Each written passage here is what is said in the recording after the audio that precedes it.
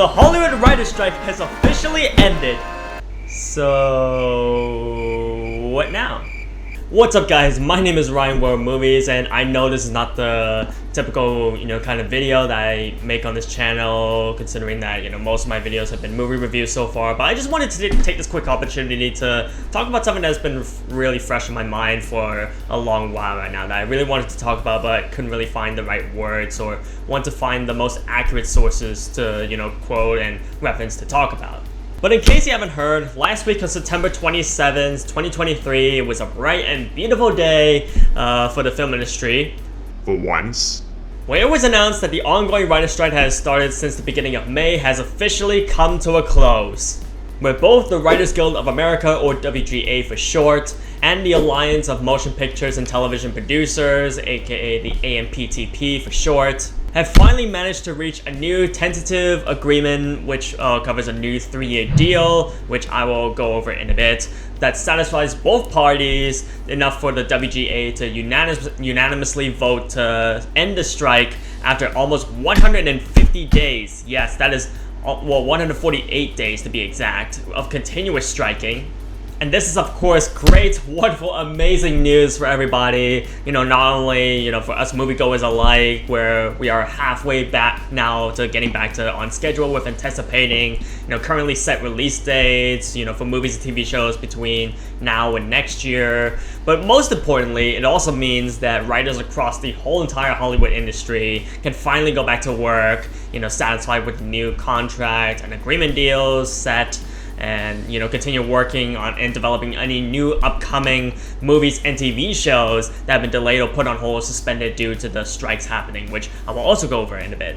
However, there is a but. It was also noted that just because the strikes are over, it doesn't necessarily mean that the agreement on this deal is a sure thing, as quoted from this news article here, but between everybody. And that's why it is called a tentative agreement. And this is why there will be a ratification vote, in the coming few days, or actually it started, as of recording this actually started yesterday on October 2nd, and it's going to go on until October 9th. And, between the guild and union members and studios to see whether enough members of both parties, will 100% agree on all the new contract details.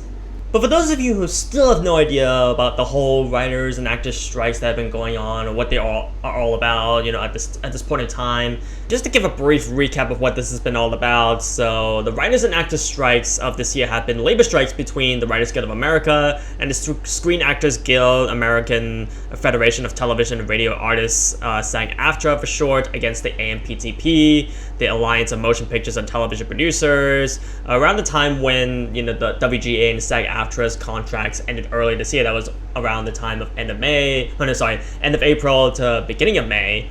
And there's been disagreements and disputes around AMPTP's new proposals for new contracts when the time came for their contracts to be renewed.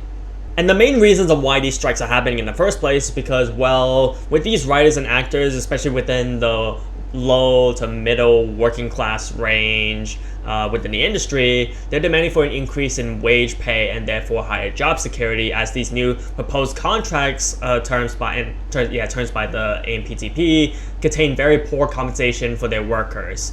And they're also demanding for an increase in room size for the writers' rooms, and most importantly, and this is the major one that has arguably been the biggest issue of all, is to demand and fight for the limited use or limitations of artificial intelligence in the writing process, and in how AI impacts, the Actors Guild or the SAG-AFTRA. Since this video is more about the writer's strike ending, we'll save that talk about the SAG-AFTRA for another day.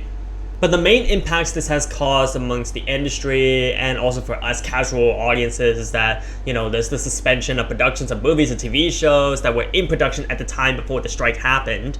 There's also been numerous delays in release dates for several movies and TV shows, and with the actor strike still happening, who knows, we might be getting more delays sometime in the next few weeks or months even, which again I'll go over in a bit. But finally, after 148 days of negotiating, going back and forth, fighting and all that, they finally come into a tentative agreement, of which they've come to a new deal where both parties tentatively agree to, and we'll continue to discuss or ratify to vote within this next week. And in terms of what the new deal is, it actually doesn't seem that bad. Actually, it actually seems like very good compared to what was originally proposed.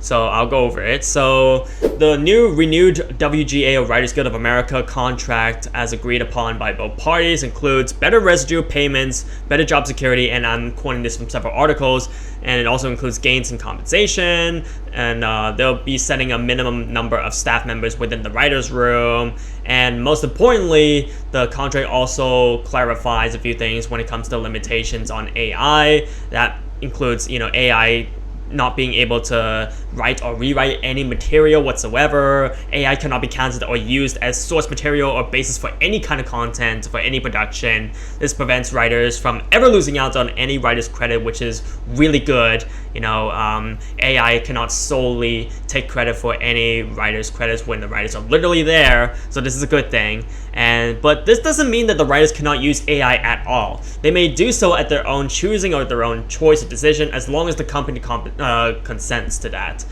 But however, any company or whatsoever cannot require or mandate writers to use AI software or tools while working on any production. Companies and studios must also disclose and inform writers in advance if they are to be given any sort of AI-generated materials to incorporate into a work. And finally, and I directly quote from this, as I've been paraphrasing the last few points, the WGA reserves the right to assert that exploitations of writers' material to train AI is prohibited by the MBA, which in this case, MBA stands for Minimum Basic Agreement, or other law. So yes, with this new deal, this is really great news. It covers, at least the basics of when it comes to limited use of AI, because like I said, AI has been a very huge topic being talked about lately, and it's really good to see that they've agreed upon limiting the use of AI, especially when you have so many human writers that could definitely do a much better job than AI in the writing room. And it's good to know that AI, it can be used, but it's by the writer's own choice, and it definitely cannot be used for writing itself, so that's a good thing. And on top of all that, at least they've agreed upon at least a bit higher residual payments, so therefore these writers can continue to make a living, which is the most important thing. I think it's according to one of the articles I read, it's like some sort of like 1 or 2% increase, or between 1.5 to 2% increase, which is not a lot, all things considered, but at least it's much better than, I guess, what was originally proposed. So with that being said, things can finally get closer to getting back to normal, because there's a lot of TV shows especially, and even movies that have been missing out on days of production and all that, post-production, pre-production, whatever, because of these writers and actor strikes. And just to give a list of brief list of some of the TV show or movie examples that can get back to work, or at least get back into the writer's room at least. That includes the final seasons of Stranger Things, Cobra Kai, Season 3 of Mandalorian, Season 4 of Superman and Lois, Season 2 of Peacemaker, Season 4 of Emily in Paris, and Daredevil. Special shout out to Daredevil Born Again, because even though the writing has been done at that point, like they started shooting around the time the writer's strike was about to happen, the writer's strikes are happening at the location of where they're shooting that upcoming show, so that's why it's been delayed and suspended, and things aren't really getting better that much for that, because the actor strike is still happening. But hopefully the actor strike, they can come to some resolution sometime soon. Some other shows to mention include House of Dragons, The Boys, Euphoria, Wednesday, Outer Banks, The Last of Us, the final season of You, Spider-Man Beyond the Spider-Verse, Superman Legacy, and probably the worst and anticlimactic of the bunch. All the late night talk shows can get back to work at least. I'm not sure if they're allowed any more, actors, guests, or whatsoever, but at least I guess they can get back to, writing up the content, up until the point where the actor strike will end. And finally, the last show on my list to mention is season 2 of One Piece, which is probably, the biggest TV show to, that's been trending, as of late. So, and I really can't wait for them to get back into production soon because I really cannot wait for season 2 any longer. And yeah, this is also a trailer, teaser for me to do a One Piece video eventually, which is happening very soon. So I'm gonna slap on a One Piece teaser right there to tell you that the video is coming soon. So be sure to look out for that. So now that the writer's strike has ended, what does this mean for the other half of it? The actor's strike side of things. Well, of course, I think it's safe to assume that all eyes are on the Actors Guild or SAG-AFTRA to hopefully do the same sometime soon. Where if the current newly set contract terms and agreements can be reached and worked out between the WGA and the AMPTP, then I'm sure it holds out at least some bit of positivity and optimism that, they could work out similar terms for the SAG-AFTRA in a similar fashion. So yeah, who knows how long this will continue on for, but we can only hope. We can only hold on to positivity and optimism. We can only cross our fingers, and yeah, we'll just have to wait and see how it goes.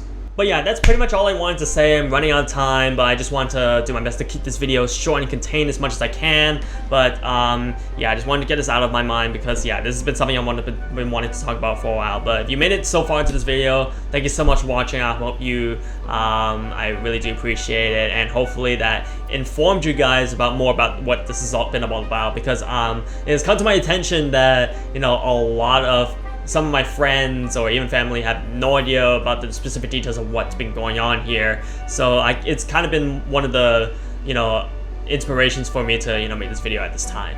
But hopefully, again, this has informed you guys enough. And in terms of the SAG-AFTRA and the actor strike, I'll do that another time when I have more time to do, because I'm making this very quick and short. Like when the actor strike ends, probably. But again, we don't know when that will happen. So in the meantime, we'll wait for that. Thank you so much for watching. Hopefully, this has been informative. And if you can give your support to these guys, lower paid actors and writers, fighting for basic living, then I encourage you to do that. And so yeah, just thank you so much for watching, and I'll see you guys next time.